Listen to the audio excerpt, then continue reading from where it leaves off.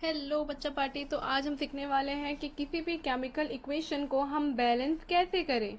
So according to law of conservation of mass, the total mass of the reactant should be equal to the total mass of the product. So कोई भी chemical equation अगर हमें दिया जाए तो सबसे पहला काम हम क्या करेंगे, हम पहले टोटल नंबर ऑफ एटम दोनों साइड बैलेंस कर लेंगे। जैसे कि ये जो मेरा लेफ्ट हैंड साइड है इसको मैं बोलती हूँ reactant and this is known as what, product, right.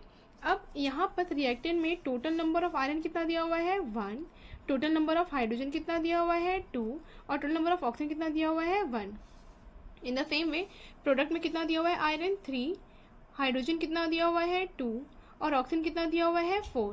So first of all what we have to do is we have to balance the equation by just balancing the number of atom both the side. So यहाँ मैं formula में कुछ change नहीं करने वाली हूँ। Iron oxide का formula होता है Fe3O4, तो मैं इसमें कुछ चेंज नहीं करूँगी, बट मैं इसके सामने नंबर लगाकर क्या कर सकती हूँ, इस इक्वेशन को बैलेंस कर सकती हूँ। फॉर एग्जाम्पल आयरन यहाँ पर 1 है और आयरन यहाँ पर 3 है, सो आई विल पुट हियर 3। सो यहाँ पर कितना हो गया आयरन, नाउ इट इज़ 3, तो आयरन दो साइड मेंटेन हो गया। नाउ हाइड्रोजन दो साइड ऑलरेडी 2 है ही और ऑक्सीजन यहाँ 1 है, यहाँ 4 है, तो मैं क्या करूँगी 1 को हम 4 बना सकते हैं by multiplying it with the stoichiometry of 4।